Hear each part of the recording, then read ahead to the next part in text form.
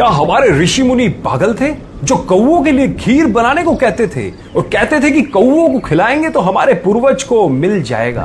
नहीं, हमारे ऋषि मुनि बहुत ही क्रांतिकारी विचारों के थे। यह है सही कारण। जैसा कि आप जानते हैं कि पितृपक्ष के दिनों में कौओं को पितरों का प्रतीक मानकर भोजन कराया जाता है। यह सवाल अक्सर पूछा जाता है कि आखिर भोजन कौए को ही क्यों दिया जाता है। यहां कुछ ऐसे ही जवाब और रियल फैक्ट्स हम आपको देने जा रहे हैं जिससे आप जान सकेंगे कि भारत की प्राचीन सभ्यताओं में कौवे को इतना महत्व क्यों दिया गया है और पौराणिक कथाओं में कब कब कौवे का जिक्र आया है। गरुड़ पुराण में बताया गया है कि कौए यमराज के संदेश वाहक होते हैं। श्राद्ध पक्ष में कौवे घर घर जाकर खाना ग्रहण करते हैं।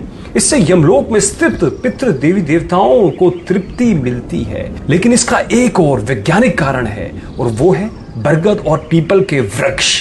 ये दोनों वृक्षों के टेटे कौवे खाते हैं और उनके पेट में ही बीज की प्रोसेसिंग होती है। बिल्कुल सही कह रहा हूं, कौवे के पेट में इन बीजों की प्रोसेसिंग होती है और तब जाकर बीज उगने लायक होते हैं। उसके पश्चात कौवे जहां जहां बींट करते हैं, ध्यान दीजिएगा, कौवे जहां जहां बींट करते हैं वहां वहां पर यह दोनों वृक्ष उगते हैं। दोस्तों, आपको एक बात और बता दूं, पीपल केवल जगत का एकमात्र ऐसा वृक्ष है जो राउंड द क्लॉक ऑक्सीजन यानी O2 छोड़ता है और बरगद के औषधि गुण अपरंपार है। देखो, अगर अब ये दोनों वृक्ष को अगर हमें उगाना है तो बिना कौवे की मदद से संभव नहीं है, इसलिए कौओं को बचाना पड़ेगा। अब आपको एक बात और बताता हूं कि मादा कौआ भादो महीने में अंडा देती है और नवजात बच्चा पैदा होता है।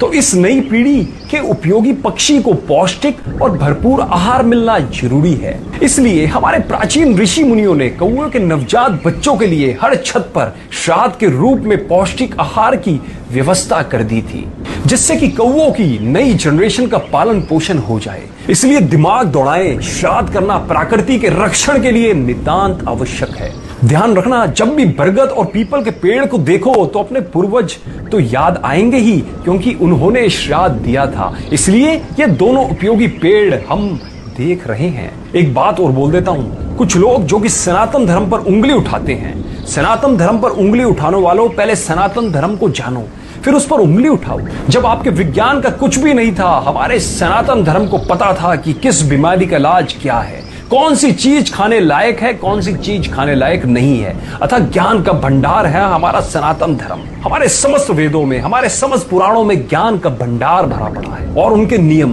विदेशी शिक्षा पद्धति में पढ़ के केवल अपने पूर्वजों ऋषि मुनियों के नियमों पर उंगली उठाने के बजाय उसकी गहराई को जानिए और आपको पता लग जाएगा कि वो लोग कितने वैज्ञानिक थे। दोस्तों, मैं आप सब लोगों से एक अपील करना चाहता हूं कि इस वीडियो को ज्यादा से ज्यादा शेयर करें, जिससे समस्त लोगों को हमारे सनातन धर्म के बारे में पता लग पाए और उन लोगों को यह भी पता लग पाए कि हमारे जो पूर्वज थे, जो हमारे ऋषि मुनि थे, वो कितने वैज्ञानिक आधार पर चीजों को सोचते थे, उनका आकलन करते थे। और सब लोगों को इस ज्ञान के बारे में जरूर बताएं।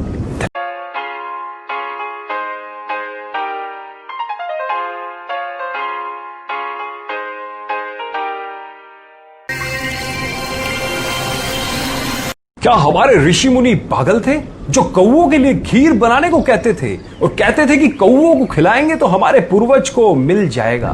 नहीं, हमारे ऋषि मुनि बहुत ही क्रांतिकारी विचारों के थे। यह है सही कारण। जैसा कि आप जानते हैं कि पितृपक्ष के दिनों में कौओं को पितरों का प्रतीक मानकर भोजन कराया जाता है। यह सवाल अक्सर पूछा जाता है कि आखिर भोजन कौए को ही क्यों दिया जाता है। यहां कुछ ऐसे ही जवाब और रियल फैक्ट्स हम आपको देने जा रहे हैं जिससे आप जान सकेंगे कि भारत की प्राचीन सभ्यताओं में कौवे को इतना महत्व क्यों दिया गया है और पौराणिक कथाओं में कब कब कौवे का जिक्र आया है। गरुड़ पुराण में बताया गया है कि कौए यमराज के संदेश वाहक होते हैं। श्राद्ध पक्ष में कौवे घर घर जाकर खाना ग्रहण करते हैं। इससे यमलोक में स्थित पितृ देवी देवताओं को तृप्ति मिलती है। लेकिन इसका एक और वैज्ञानिक कारण है और वो है बरगद और पीपल के वृक्ष। ये दोनों वृक्षों के टेटे कौवे खाते हैं और उनके पेट में ही बीज की प्रोसेसिंग होती है। बिल्कुल सही कह रहा हूं, कौवे के पेट में इन बीजों की प्रोसेसिंग होती है और तब जाकर बीज उगने लायक होते हैं। उसके पश्चात कौवे जहां जहां बींट करते हैं, ध्यान दीजिएगा, कौवे जहां जहां बींड करते हैं वहां वहां पर यह दोनों वृक्ष उगते हैं। दोस्तों आपको एक बात और बता दूं, पीपल केवल जगत का एकमात्र ऐसा वृक्ष है जो राउंड द क्लॉक ऑक्सीजन यानी O2 छोड़ता है, और बरगद के औषधि गुण अपरंपार है। देखो, अगर अब ये दोनों वृक्ष को अगर हमें उगाना है तो बिना कौवे की मदद से संभव नहीं है, इसलिए कौवों को बचाना पड़ेगा। अब आपको एक बात और बताता हूं कि मादा कौवा भादो महीने में अंडा देती है और नवजात बच्चा पैदा होता है। तो इस नई पीढ़ी के उपयोगी पक्षी को पौष्टिक और भरपूर आहार मिलना जरूरी है। इसलिए हमारे प्राचीन ऋषि मुनियों ने कौवे के नवजात बच्चों के लिए हर छत पर श्राद्ध के रूप में पौष्टिक आहार की व्यवस्था कर दी थी, जिससे कि कौवों की नई जनरेशन का पालन पोषण हो जाए। इसलिए दिमाग दौड़ाएं, श्राद्ध करना प्रकृति के रक्षण के लिए नितांत आवश्यक है। ध्यान रखना, जब भी बरगद और पीपल के पेड़ को देखो तो अपने पूर्वज तो याद आएंगे ही, क्योंकि उन्होंने श्राद्ध दिया था। इसलिए ये दोनों उपयोगी पेड़ हम देख रहे हैं। एक बात और बोल देता हूं, कुछ लोग जो कि सनातन धर्म पर उंगली उठाते हैं, सनातन धर्म पर उंगली उठाने वालों, पहले सनातन धर्म को जानो, फिर उस पर उंगली उठाओ। जब आपके विज्ञान का कुछ भी नहीं था, हमारे सनातन धर्म को पता था कि किस बीमारी का इलाज क्या है, कौन सी चीज खाने लायक है, कौन सी चीज खाने लायक नहीं है। अतः ज्ञान का भंडार है हमारा सनातन धर्म। हमारे समस्त वेदों में, हमारे समस्त पुराणों में ज्ञान का भंडार भरा पड़ा है, और उनके नियम विदेशी शिक्षा पद्धति में पढ़ के केवल अपने पूर्वजों ऋषि मुनियों के नियमों पर उंगली उठाने के बजाय उसकी गहराई को जानिए, और आपको पता लग जाएगा कि वो लोग कितने वैज्ञानिक थे।